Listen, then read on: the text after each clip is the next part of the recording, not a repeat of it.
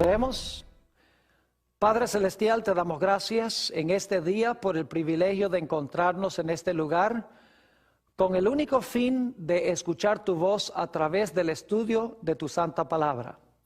Pedimos, Padre, la conducción de tu Espíritu Santo y te damos gracias por escuchar nuestra oración, porque te lo pedimos en el precioso nombre de tu Hijo, Cristo Jesús. Amén. Para comenzar nuestro estudio de hoy, quiero hacer un repaso de un capítulo profético muy importante de la Sagrada Escritura. Me refiero específicamente a Daniel, el capítulo 7. Y el repaso lo voy a hacer rápido porque quiero especialmente llegar a un poder que se conoce como el cuerno pequeño. En Daniel, el capítulo 7, tenemos varias bestias. La primera bestia es un león, que representa el reino de Babilonia. Luego tenemos un oso. El oso representa el reino de los medos y los persas. Luego tenemos un leopardo. El leopardo representa el reino de Grecia. Luego tenemos una cuarta bestia, espantosa y terrible. Esto se halla en el capítulo 7 y el versículo 23. Esta cuarta bestia representa al Imperio Romano. Y luego entonces dice la Biblia que en la cabeza de este dragón, de este cuarto animal, surgen 10 cuernos que representan las 10 divisiones del Imperio Romano. Y luego llegamos al momento cuando se manifiesta el cuerno pequeño. Quiero específicamente leer con ustedes Daniel, el capítulo 7, y los versículos 23 y 24 para captar el contexto. Dice allí en el versículo 23, dijo así: la cuarta bestia será un cuarto reino en la tierra, el cual será diferente de todos los otros reinos, y a toda la tierra devorará, trillará y despedazará. Este es el Imperio Romano. Luego noten el versículo 24. Y los 10 cuernos significan que de aquel reino se levantarán 10 reyes o reinos. Es decir, de Roma se iban a levantar 10 reyes o reinos. Y esto sucedió precisamente cuando el Imperio Romano fue dividido como resultado de las invasiones de las tribus bárbaras. En realidad, esto sucedió para el año 476 después de Cristo. Y luego notamos en el versículo 24 que surge otro poder de la cabeza de esta cuarta bestia. Nuevamente el versículo 24. Y los 10 cuernos significan que de aquel reino se levantarán 10 reyes y tras ellos se levantará otro, el cual será diferente de los primeros y a 3 reyes derribará. Así que tenemos la cuarta bestia, luego la cuarta bestia, le surgen 10 cuernos y luego en medio de los 10 un cuerno pequeño. Cuarta bestia Roma, los 10 cuernos son las divisiones de Roma que se completaron en el año 476 y luego tenemos el cuerno pequeño. Noten que el cuerno pequeño, según el versículo 25, gobierna cierto periodo de tiempo. Noten Daniel 7 y el versículo 25. Y recuerden específicamente los puntos claves porque volveremos a ellos después. Dice, y hablará palabras contra el Altísimo. Recuerden eso, el cuerno pequeño habla palabras contra el Altísimo. Y a los santos del Altísimo quebrantará, es decir, persigue al pueblo de Dios. Y luego dice, y pensará en cambiar los tiempos y la ley.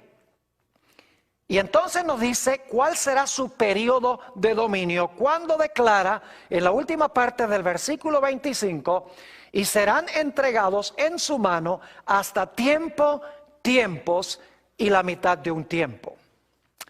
Queremos hacernos algunas preguntas en cuanto a Daniel 7 y el versículo 25.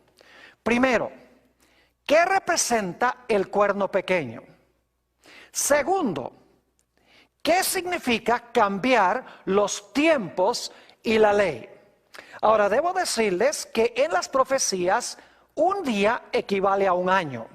Así que 3 tiempos y medio, 3 años y medio, multiplicados por 360 días cada año, que es el año profético de la Biblia, nos da 1260 días o 1260 años. Es decir, el cuerno pequeño iba a gobernar 1260 años, iba a hablar palabras grandes contra el Altísimo, iba a perseguir los santos del Altísimo e iba a pensar o intentar cambiar los tiempos y la ley.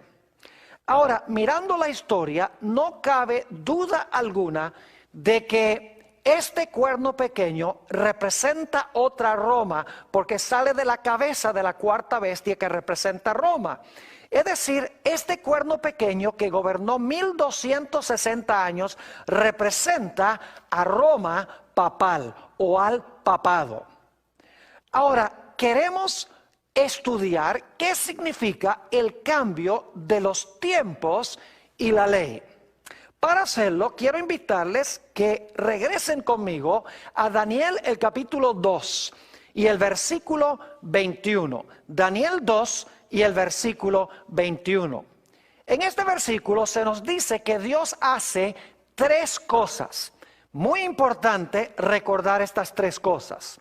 Dice allí en Daniel 2 y el versículo 21, hablando del Señor, Él muda, se podría decir cambia también, Él muda o cambia los tiempos y las edades. Segundo, quita reyes y pone reyes. Tercero, da sabiduría a los sabios y la ciencia a los entendidos. Dios hace tres cosas. Uno, muda o cambia los tiempos y las edades. Segundo, quita reyes y pone reyes. Y en tercer lugar, da la sabiduría a los sabios y la ciencia a los entendidos. Ahora, lo que quiero que notemos es que estas tres ideas que acabo de compartir, el hecho de que Dios muda los tiempos y las oportunidades, el hecho de que Dios quita y pone reyes y el hecho de que Dios da sabiduría a los sabios, estas tres ideas se desarrollan luego en el capítulo 2 y el capítulo 3 en forma práctica. Quiero que noten el desarrollo de estas tres ideas, pero no en el orden en que aparecen en el versículo 21, sino en orden inverso. Es decir, se van a desarrollar no en el orden de que Dios cambia los tiempos y las edades, quita reyes y pone reyes y da sabiduría a los sabios, sino cuando se desarrollan las ideas, empieza con el hecho de que Dios da sabiduría a los sabios, luego continúa hablando de que Dios quita y pone reyes y luego termina hablando del hecho de que Dios cambia los tiempos y las oportunidades. Noten Daniel, el capítulo 2 y el versículo 23, cómo se desarrollan estas tres ideas en orden inverso en el resto del capítulo 2 y en el capítulo 3. Daniel, el capítulo 2 y el versículo 23 nos dice lo siguiente en cuanto al sueño que recibió el rey Nabucodonosor. Dios le mostró el sueño luego a Daniel. Daniel, el capítulo 2 y el versículo 23, cuando Dios le ha revelado el sueño a Daniel, encontramos que Daniel habla estas palabras. A ti, oh Dios de mis padres, te doy gracias y te alabo, porque me has dado, fíjense esto, porque me has dado sabiduría y fuerza, y ahora me has revelado lo que te pedimos, pues nos has dado a conocer el asunto del rey. Noten entonces la tercera idea que mencionamos en Daniel 2:21 se desarrolla aquí en el versículo 23, donde nos dice que Dios dio sabiduría a Daniel para saber el sueño y lo que representaba el sueño. Ahora, noten cómo se desarrolla la segunda idea, el hecho de que Dios pone y quita reyes. Daniel, el capítulo 2 y el versículo 37 y 38. Daniel le dice al rey, tú, oh rey, eres rey de reyes, porque el Dios del cielo te ha dado reino, poder, fuerza y majestad. Y donde quiera que habitan hijos de hombres, bestias del campo y aves del cielo, Él los ha entregado en tu mano y te ha dado el dominio sobre todo. Tú eres aquella cabeza de oro. Noten que Dios dice a través de Daniel al rey que Dios fue el que lo colocó para gobernar sobre Babilonia. Es un ejemplo de que Dios pone reyes y quita reyes. Ahora, ¿qué diríamos de la tercera idea? El hecho de que Dios cambia los tiempos y las oportunidades, o los tiempos y las edades, como dice aquí. Esta idea se halla desarrollada en Daniel, el capítulo 3. Allí encontramos en Daniel 3 que el rey Nabucodonosor levanta una gigantesca estatua que mide 60 codos de alto y 6 codos de ancho. Y es interesante notar de dónde el rey Nabucodonosor adquirió la idea para hacer esta estatua de oro. En realidad, en Daniel capítulo 2, Dios le había mostrado a Nabucodonosor cómo se iba a desarrollar la historia profética. Dios le había dicho a Nabucodonosor: la cabeza de oro eres tú, y luego después de ti se levantará otro reino de plata, que eran los medos y los persas. Luego se levantará un tercer reino de bronce, que eran los griegos. Y luego se levantará un reino de hierro, que representa Roma, las piernas de la estatua. Y luego le dijo: entonces, después de eso, ese reino se va a dividir en 10 reinos de hierro mezclado con barro, que representa a Europa en su estado dividido. Y luego Dios dijo que en los días de estos reyes, Él iba a establecer un reino que nunca iba a ser corrompido. A Nabucodonosor no le gustó nada este panorama profético que Dios había presentado, porque Nabucodonosor pensaba que su reino iba a ser eterno. Y por lo tanto, para contradecir el panorama profético que Dios dio en el capítulo 2, Nabucodonosor mandó hacer esta estatua completamente de oro. La cabeza de la estatua era de oro y representaba a Babilonia, pero Nabucodonosor dice: ¿qué es esto de que yo soy solo la cabeza de oro? Voy a hacer una imagen toda de oro, y de esta manera voy a demostrar que el panorama profético que presenta Dios no es correcto. En realidad no se van a levantar otros reinos después que el mío. Yo soy el que estoy en control de los eventos proféticos. Pero todos sabemos cómo se desarrolló esta historia. Dios alteró los planes del rey. Es decir, Dios alteró el panorama profético que presentaba Nabucodonosor, que era que el reino de él iba a permanecer para siempre. Y Dios lo hizo librando a los jóvenes del horno de fuego. Es decir, que Nabucodonosor procuró cambiar los tiempos, procuró cambiar el panorama profético de Dios, pero Dios interrumpió sus planes y demostró que en realidad Él estaba en control de los tiempos proféticos y que las profecías se iban a cumplir exactamente como Él había dicho. Entonces vuelvo a preguntar: ¿qué significa el cambiar los tiempos? Sencillamente significa que el cuerno pequeño iba a pensar de alguna manera en cambiar el calendario profético de Dios, el orden de eventos proféticos que Dios ha establecido, el lugar donde se van a cumplir esas profecías, con quiénes se van a cumplir esas profecías, cuándo se van a cumplir esas profecías. En otras palabras, el cuerno pequeño iba a hacer lo que intentó hacer el rey Nabucodonosor. Iba a intentar cambiar el panorama profético que Dios ha presentado en las profecías, y quiere presentar un panorama profético rival o distinto.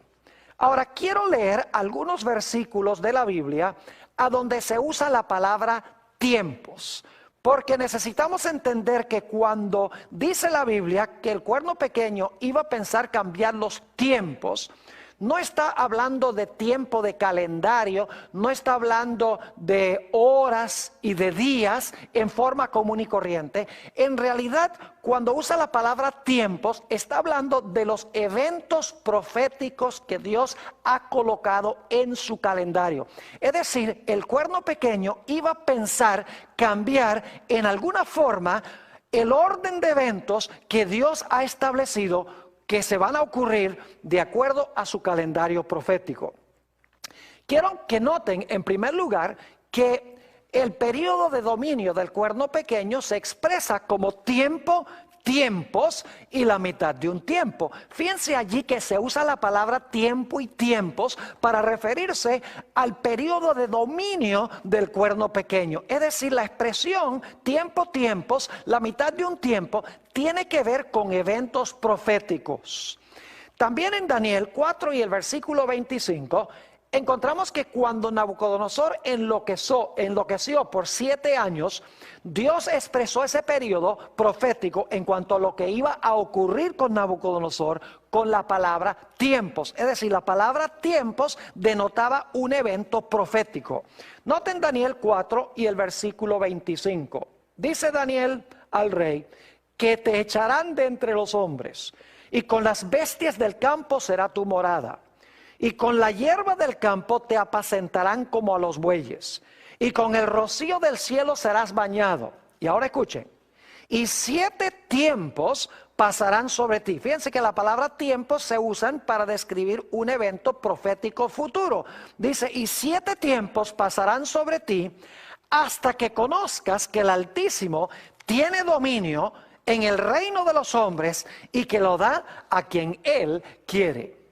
Vamos a notar algunos otros textos bíblicos que claramente usan la palabra tiempos y aún la palabra oportunidades para referirse a eventos en el calendario profético de Dios.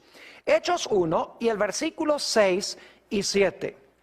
Jesús está en el monte de los olivos con sus discípulos. Y quiero que noten la pregunta que le hacen los discípulos a Jesús y la respuesta que les dio el maestro.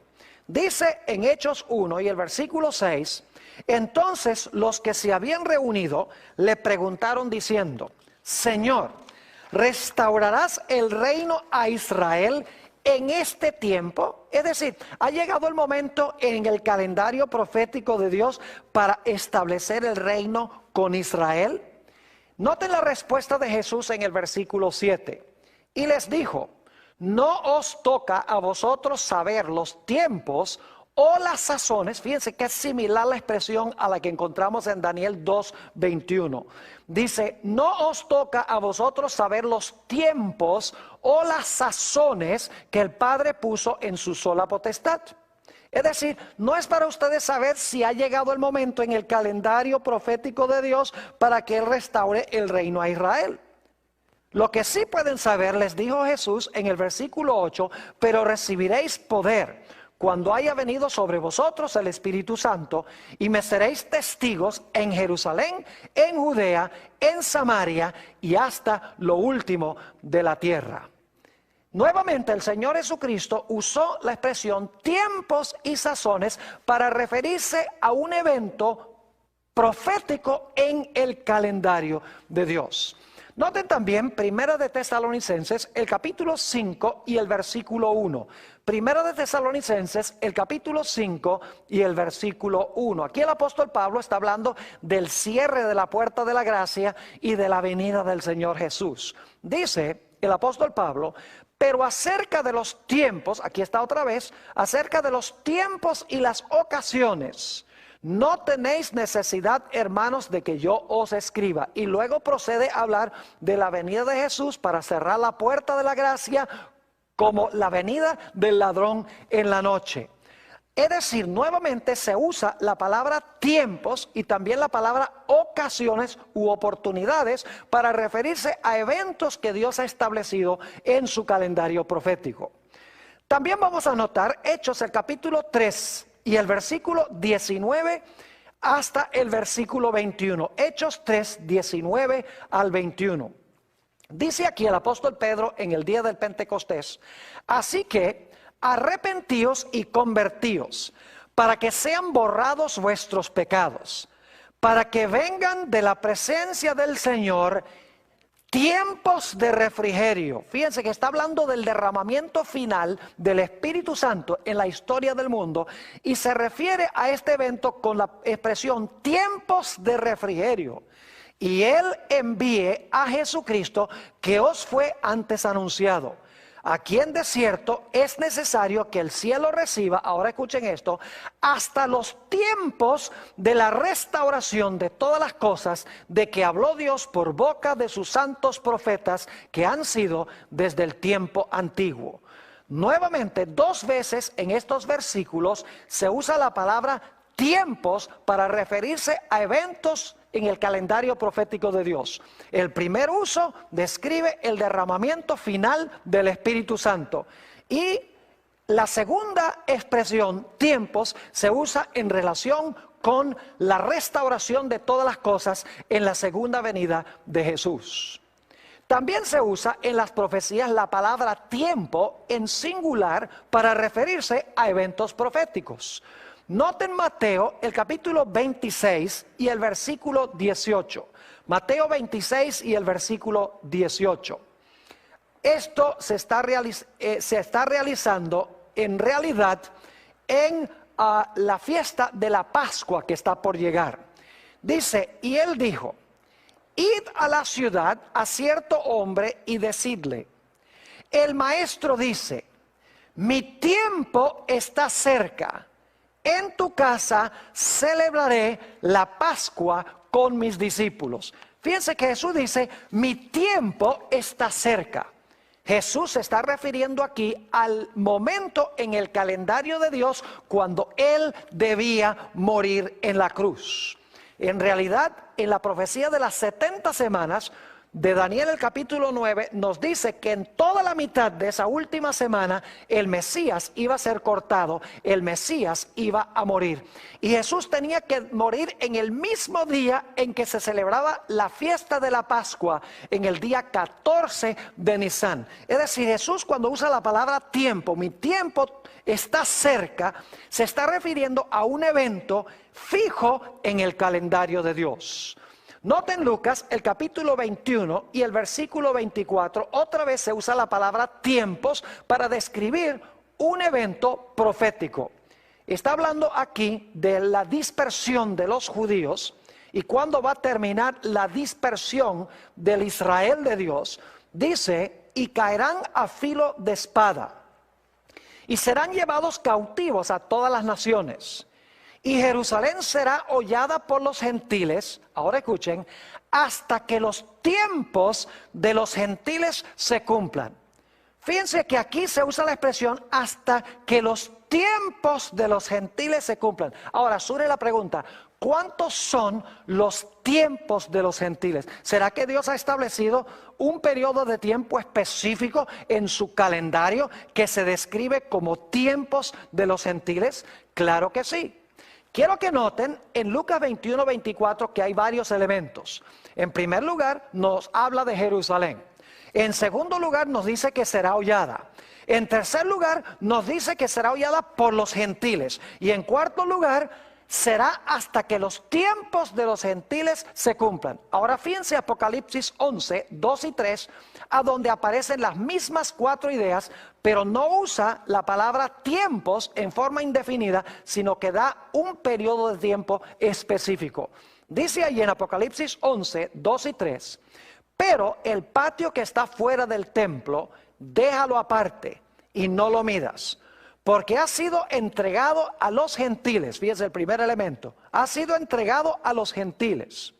Y ellos hollarán, ahí está la segunda idea, pisotearán la ciudad santa, ahí está la tercera idea, la ciudad santa es Jerusalén, y luego dice 42 meses.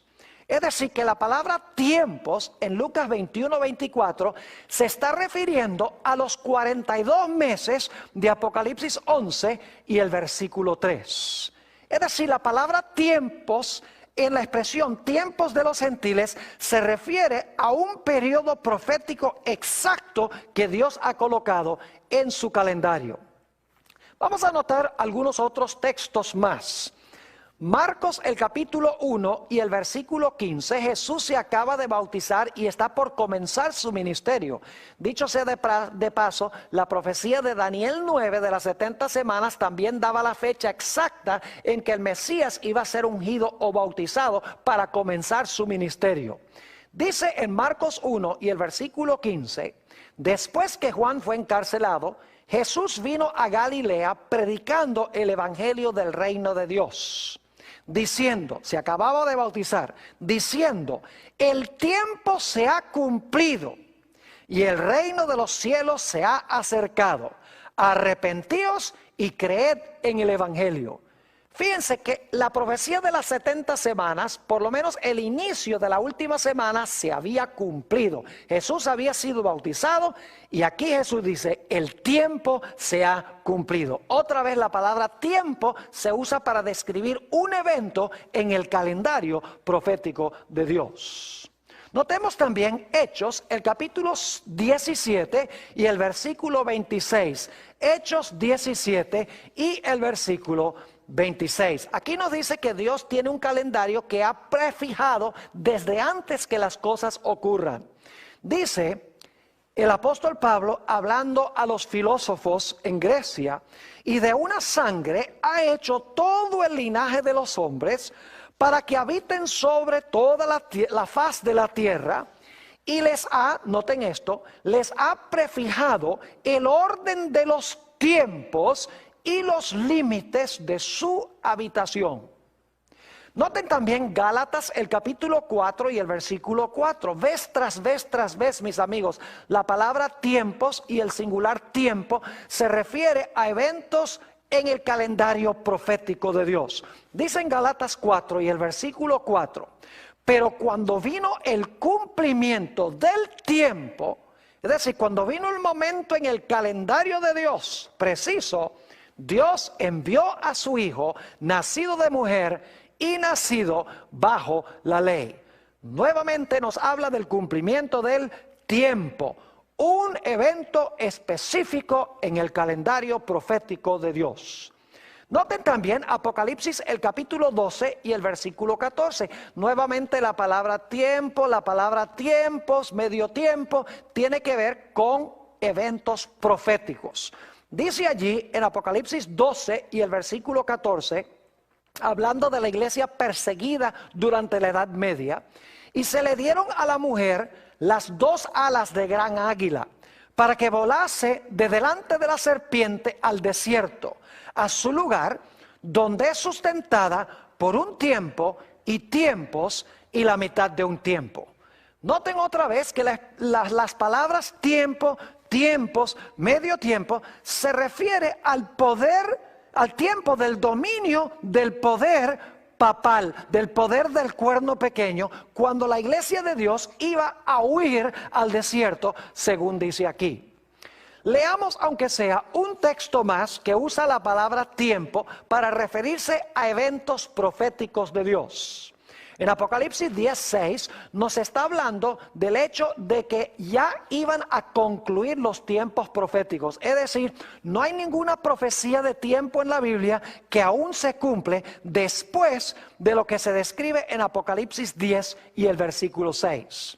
Dice allí, y el ángel que vi en pie sobre el mar y sobre la tierra, levantó su mano al cielo y juró por el que vive por los siglos de los siglos, que creó el cielo y las cosas que están en él, y la tierra y las cosas que están en ella, y el mar y las cosas que están en él, que el tiempo no será más.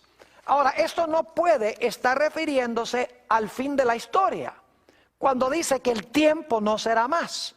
Y hay dos razones por las cuales esto tiene que ver con eventos proféticos que son demarcados por profecías de tiempo. En primer lugar, esto sucede antes de que suene la séptima trompeta. La séptima trompeta es el final de la historia como lo conocemos, pero esto sucede en el momento de la sexta trompeta. Así que el tiempo en términos de la historia del mundo no puede haber terminado en ese momento. Y en segundo lugar, nos dice que inmediatamente después de decir que el tiempo no será más, se le dice al profeta, sal y profetiza de nuevo.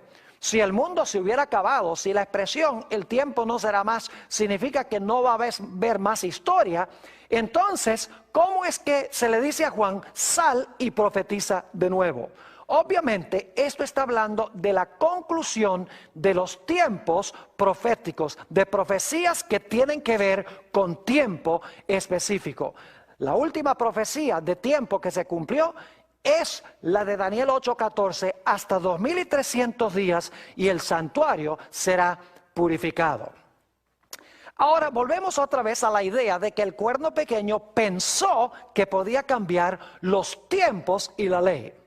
Si el cuerno pequeño es un símbolo del papado y el desarrollo de las naciones de Daniel 7 indican de que representa el papado, porque tenemos a Babilonia, Medo-Persia, Grecia, el Imperio Romano, Roma se divide en 10, luego entonces sale el cuerno pequeño, gobierna 1260 años en lo que antes había sido el Imperio Romano. No cabe duda que el cuerno pequeño representa el poder papal. Entonces, en alguna forma, el poder papal durante el periodo de la Edad Media iba a intentar de alguna manera cambiar los tiempos, es decir, el calendario de eventos proféticos de Dios. ¿Con quién se iban a cumplir las profecías? ¿A dónde se iban a cumplir las profecías? ¿Y en qué manera se iban a cumplir esas profecías? La pregunta es, ¿intentó Roma papal cambiar los tiempos, es decir, cambiar el panorama profético de Dios? La respuesta es que sí. No tengo mucho tiempo para describir lo que pasó en la Reforma Protestante, pero la Reforma Protestante, iniciada, según los historiadores, por Martín Lutero, empezó a estudiar estas profecías de Daniel 7, de Apocalipsis 17, segunda de Tesalonicenses 2, y apuntaron el dedo hacia la iglesia romana como el cumplimiento de estas profecías. Porque ciertamente el papado persiguió a los santos de Dios, habló palabras contra el Altísimo. En realidad Apocalipsis dice que habló blasfemias contra el Altísimo. Y blasfemia, según la Biblia, es cuando un mero hombre profesa tener poder para perdonar pecados y cuando un hombre en la tierra se proclama Dios. En alguna forma, Roma papal iba a intentar cambiar el calendario profético de Dios, que es lo que significa pensará cambiar los tiempos. ¿Y cómo fue que pasó esto? Cuando los reformadores protestantes estudiaron estas profecías y comenzaron a predicarlas, muchedumbres de personas y naciones enteras en Europa empezaron a abandonar a la iglesia romana. La iglesia romana vio, por lo tanto, la necesidad de contrarrestar la reforma protestante. El primer paso fue convocar el Concilio de Trento, que duró desde 1545 hasta 1563. Pero de alguna forma había que revocar la forma en que los protestantes interpretaban las profecías, porque ellos seguían la secuencia: Babilonia, Medo-Persia, Grecia, el Imperio Romano dividido, luego entonces el cuerno pequeño que iba a gobernar más de 1000 años, y ellos estaban viviendo durante ese periodo. De alguna manera había que ofrecer una interpretación distinta que la interpretación que estaban dando los reformadores protestantes. Así fue que se levantó un individuo con el nombre de San Ignacio de Loyola y estableció lo que se conoce como los jesuitas o la Sociedad de Jesús. Eso fue en el año 1534. San Ignacio de Loyola expresó claramente que su intención era establecer esta sociedad para contrarrestar la reforma protestante y para extirparla de la existencia. De los jesuitas salieron dos teólogos que dieron una interpretación diferente a las profecías que estaban dando los reformadores protestantes. El primero de estos se llamó Luis de Alcázar. Luis de Alcázar escribió un libro a donde decía: no, esta profecía del cuerno pequeño de Daniel el capítulo 7 y esta profecía de la bestia no tiene nada que ver con Roma papal. Él dijo: esta profecía del cuerno pequeño se cumplió en el Antiguo Testamento con un personaje que se llama Antíoco Epífanes. Desacró el templo judío, persiguió a los judíos, sacrificó un cerdo sobre el altar y gobernó más o menos 3 años, algo más de 3 años. Pero bueno, como son 3 años, 3 y medio en realidad no interesa. Es suficientemente aproximado como para cumplirse la profecía del cuerno pequeño. Es decir, decía que el cuerno pequeño no era Roma papal, sino que era Antíoco Epífanes, quien se levantó aún antes que Cristo naciera. Y luego dijo, la bestia de Apocalipsis, el capítulo 13, no representa el papado, sino que la bestia representa en realidad a los emperadores romanos y específicamente a Nerón. Así que si el cuerno pequeño se cumplió en el Antiguo Testamento y si la bestia se cumplió durante el tiempo de los emperadores romanos, entonces el cuerno pequeño no tiene nada que ver con nuestra iglesia, no tiene nada que ver con Roma papal. Luego se levantó otro teólogo católico con el nombre de Francisco Rivera, también jesuita, y estableció una escuela de interpretación profética diferente que la preterista que había establecido Luis de Alcázar. Francisco Rivera dijo, no, la profecía del cuerno pequeño y de la bestia no se han cumplido todavía estas dos profecías. Él dijo, en realidad estas profecías se van a cumplir en el futuro con el Israel literal. Se va a levantar un personaje que va a reconstruir el templo, se va a sentar allá en el templo en Jerusalén, va a blasfemar contra Dios, va a perseguir a los judíos y va a gobernar por 3 años y medio literales en el futuro, al final de la historia. Es decir, que Francisco Rivera proyectó el cumplimiento de las profecías al lejano futuro, mientras que Luis de Alcázar proyectó el cumplimiento de las profecías al lejano pasado. Y lo que estaban haciendo era ocultando el cumplimiento verdadero de esas profecías con el sistema al cual ellos pertenecían en ese momento. Es decir, si estas profecías del cuerno pequeño y la bestia se cumplieron en el Antiguo Testamento, se van a cumplir en el lejano futuro, entonces no tienen nada que ver con Roma papal. En realidad, lo que hicieron estos dos teólogos fue cambiar el calendario profético de Dios. Cambiaron la secuencia del cumplimiento de los eventos, el lugar donde se iban a cumplir las profecías, con quién se iban a cumplir las profecías, cuánto tiempo iba a dominar aquel en quien se cumplían las profecías, de qué manera iba a cumplir estas profecías. Todo esto lo ocultó proyectando el cumplimiento al futuro o al pasado. De esa manera nadie podía ver que estas profecías se estaban cumpliendo en aquella época.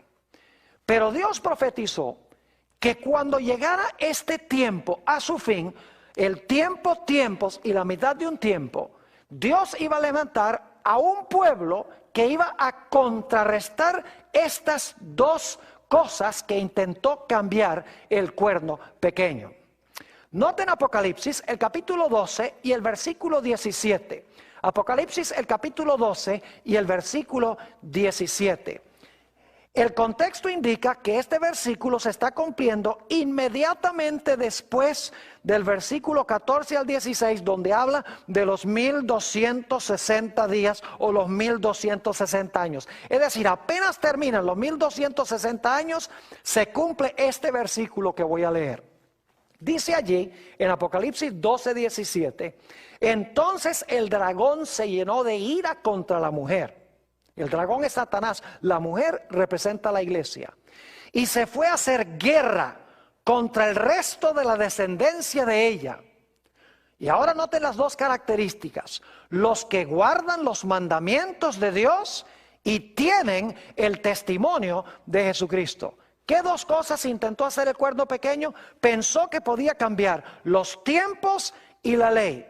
Al final de este periodo dice que Dios levanta a un pueblo contra el cual Satanás está enojado y guardan los mandamientos de Dios y tienen el testimonio de Jesucristo. Antes de seguir comentando sobre esto, debo decirles que la iglesia romana también hizo el intento de cambiar la santa ley de Dios. Si ustedes van a una Biblia católica, van a encontrar que en Éxodo 20 y el versículo 8 al 11 dice que el séptimo día es el sábado de Jehová. Es decir, la misma Biblia católica dice que el sábado es el día de reposo. Y van a encontrar también en el segundo mandamiento que dice que no debemos hacer imágenes ni debemos inclinarnos ante esas imágenes.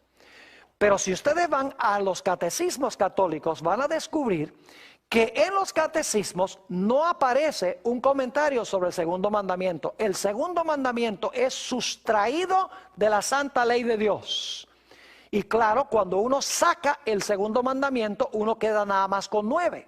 Así que la Iglesia romana lo que hace es sacar el segundo. Esto es en los catecismos, no en la Biblia, porque en la Biblia está el mandamiento sobre las imágenes. Pero en los catecismos sacan el segundo mandamiento y para quedar con 10, dividen el 10º mandamiento en 2. No codiciarás los bienes de tu prójimo y no codiciarás la mujer de tu prójimo.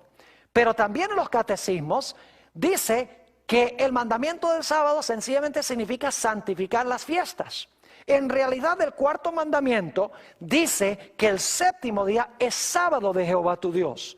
La Iglesia Católica ha profesado tener el poder para cambiar el día de reposo. Por eso guardan el domingo en vez del sábado.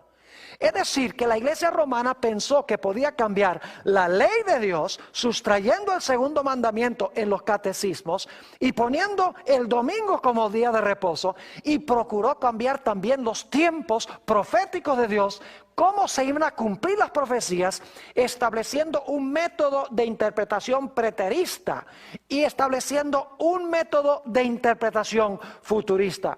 Pero Apocalipsis 12:17 dice que Dios iba a levantar a un pueblo en los últimos días contra el cual Satanás iba a estar enojado. Un pueblo que guarda los mandamientos de Dios, incluyendo el cuarto que fue cambiado, y que tienen el testimonio de Jesucristo. Ahora, inmediatamente nos preguntamos, ¿qué es el testimonio de Jesucristo?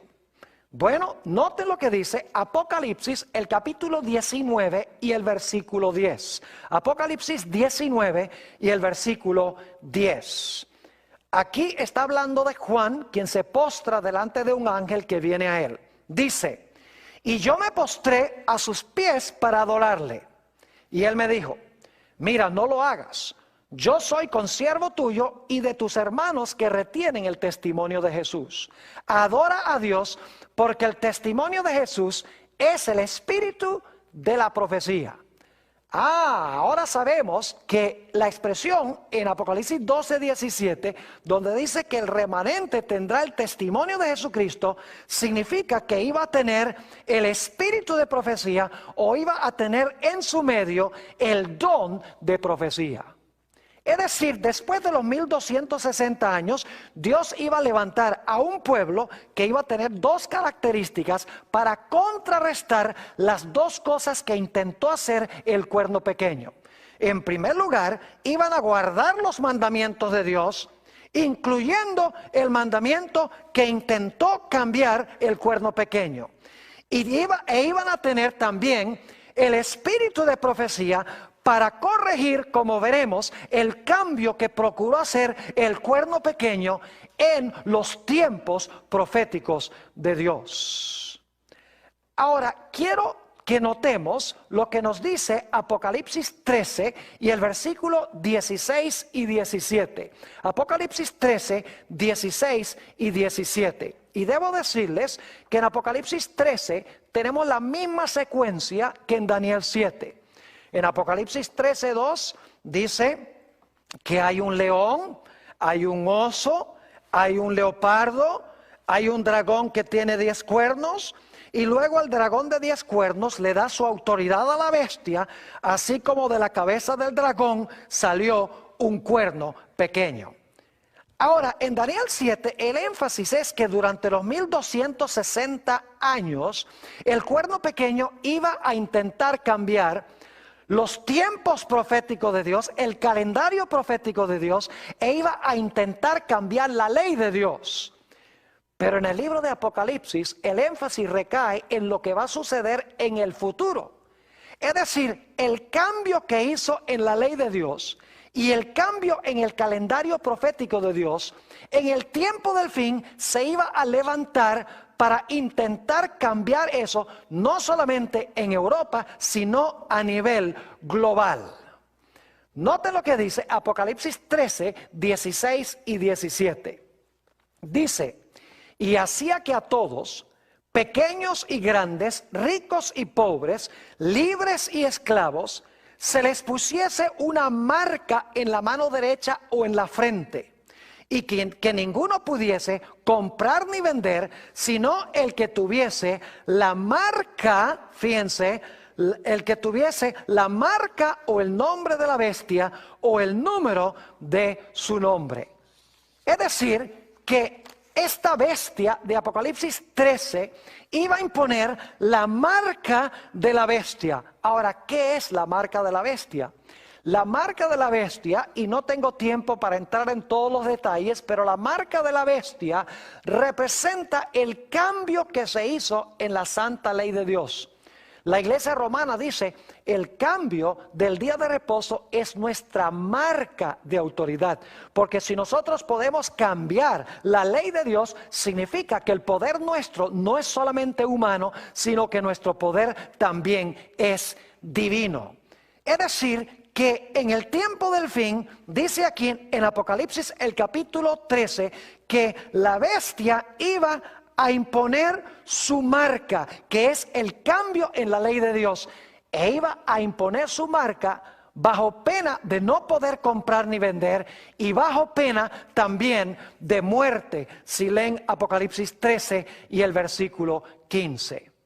Es decir, que en el tiempo del fin, esta bestia o el cuerno pequeño en su etapa final iba a imponer el cambio en la ley de una manera obligatoria, y de esta manera el pueblo de Dios, su vida misma, iba a peligrar. Pero ¿qué del cambio que procurará hacer en el tiempo del fin, en los tiempos? Noten Apocalipsis, el capítulo 16 y el versículo 13. Apocalipsis 16 y el versículo 13. Esto está hablando de otra bestia que se levantó de la tierra, se menciona en Apocalipsis 13, y esta bestia es la que impone la marca de la primera bestia. Ahora quiero que noten qué nombre se le da a esta bestia que se levanta de la tierra. Dice, y vi salir de la boca del dragón, y de la boca de la bestia, y de la boca del falso profeta, 3 espíritus inmundos a manera de ranas. ¿Cómo se le llama a esta bestia que se levanta de la tierra? Que dicho sea de paso, impone la marca de la bestia, hace una imagen de esa bestia que gobernó 1260 años. Se le llama con el nombre de falso profeta. Tenemos, en otras palabras, en el tiempo del fin, las dos características que menciona Daniel 7 en cuanto al cuerno pequeño y lo que hizo durante los 1260 años. En Daniel 7 y el versículo 25 dice que el cuerno pequeño, que es la iglesia romana, durante los 1260 años, iba a pensar cambiar los tiempos, es decir, el calendario profético de Dios y la ley, específicamente el cuarto mandamiento. La Biblia nos dice en Apocalipsis 12, 17 que Dios iba a levantar a un pueblo que guarda los mandamientos de Dios, es decir, va a corregir el cambio en la ley, y que tiene el testimonio de Jesucristo, que es el don de profecía, con el cual ellos van a poder explicar correctamente el calendario profético de Dios, correctamente las profecías de la Biblia. Pero estamos viendo en Apocalipsis 13 que los poderes opuestos al pueblo de Dios no se van a quedar con los brazos cruzados, porque la Biblia nos dice que esta bestia que se levanta de la tierra va a imponer la marca de la bestia, que es el cambio en la ley de Dios. Y en segundo lugar dice que esta bestia que se levanta de la tierra resulta ser un falso profeta también de la bestia que procuró cambiar la ley de Dios. Es decir, para contrarrestar a los que se levantan para guardar los mandamientos de Dios, para corregir con el don de profecía el cambio en el calendario profético de Dios, el diablo va a levantar una segunda bestia, y esa segunda bestia va a imponer el cambio en la ley, que es la marca de la bestia, y va a imponer también un falso panorama profético, y por eso se le llama a esta bestia el falso profeta. Pero gracias a Dios que la Biblia nos dice que Dios va a levantar un pueblo en el tiempo del fin que va a restaurar la ley de Dios, específicamente el sábado, y que va a presentar un panorama profético correcto. ¿Y a dónde se encuentra ese mensaje? En Apocalipsis 14 y el versículo 6 hasta el versículo 12. Vamos a leer ese pasaje. Vi volar por en medio del cielo a otro ángel, que tenía el evangelio eterno para predicarlo a los moradores de la tierra, a toda nación, tribu, lengua y pueblo, diciendo a gran voz: temed a Dios y dadle gloria, porque la hora de su juicio ha llegado. Y ahora escuchen bien. Y adorad a aquel que hizo el cielo y la tierra, el mar y las fuentes de las aguas. Fíjense que este mensaje que Dios ha encomendado a su pueblo en los últimos días, se le ha llamado a proclamar y adorar a aquel que hizo el cielo, la tierra, el mar y las fuentes de las aguas, es decir, al Dios creador. Y según la Biblia, la señal del Dios creador es el sábado. Es más, esta referencia, adorad a aquel que hizo el cielo, la tierra, el mar y las fuentes de las aguas, viene de Éxodo 20 y el versículo 11, el cuarto mandamiento de la santa ley de Dios. Es decir, Dios va a tener un pueblo en los últimos días que va a contrarrestar la marca de la bestia, el cambio en la ley, y va a proclamar el mensaje del Creador, el mensaje del sábado.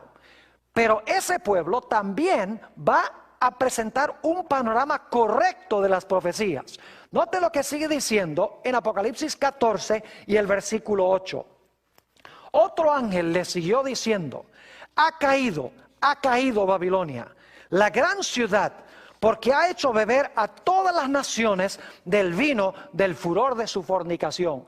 Es decir, que el remanente de Dios va a denunciar a Babilonia, va a identificar a Babilonia. Y luego noten el mensaje del tercer ángel, versículo 9. Y el tercer ángel lo siguió diciendo a gran voz: si alguno adora a la bestia y a su imagen, y recibe la marca en su frente o en su mano, él también beberá del vino de la ira de Dios, que ha sido vaciado puro en el cáliz de su ira, y será atormentado con fuego y azufre delante de los santos ángeles y del Cordero. Y el humo de su tormento sube por los siglos de los siglos, y no tienen reposo de día ni de noche los que adoran a la bestia y a su imagen, ni nadie que reciba la marca de su nombre. Y luego en contraste dice: aquí está la paciencia de los santos, los que guardan los mandamientos de Dios y la fe de Jesús. Mis queridos amigos, el mensaje del tercer ángel nos dice que debemos predicar en contra de la bestia, debemos proclamar en contra de su imagen y debemos proclamar en contra de su marca. Pero para eso necesitamos saber quién es la bestia, qué es su imagen y qué es su marca. Es decir, necesitamos tener el panorama profético correcto para identificar a estos poderes en la historia. Es decir, Dios va a levantar a un pueblo que corrige el cambio que se hizo en la ley, un pueblo que va a tener el testimonio de Jesucristo, va a tener el don de profecía para corregir el cambio que hizo el papado en el calendario profético de Dios. Yo quiero decirles que solo hay un pueblo en el mundo que cuadra con estas dos características, y es la Iglesia Adventista del Séptimo Día. No significa que no hay hijos sinceros de Dios en todas las iglesias. Hay verdaderos hijos de Dios en todas las iglesias. Pero estamos hablando de un pueblo que Dios escogió para restablecer los mandamientos de Dios, incluyendo el cuarto, y para presentar un panorama profético correcto.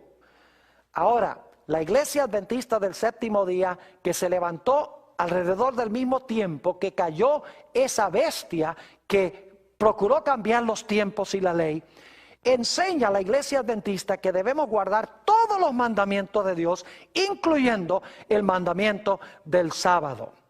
La Iglesia Adventista no solamente ha restaurado los mandamientos de Dios, incluyendo el cuarto, sino que la Iglesia Adventista tiene en su medio el don de profecía para explicar las profecías correctamente, para que la gente pueda saber cuáles son los poderes que van a jugar un papel muy importante en estos últimos días. En la iglesia adventista se encuentra la voz profética a través de los escritos de una mujer llamada Elena G. de White. Tengo en mis manos un libro muy especial y le he tenido que poner cinta varias veces porque lo he leído tantas veces. Se llama El conflicto de los siglos.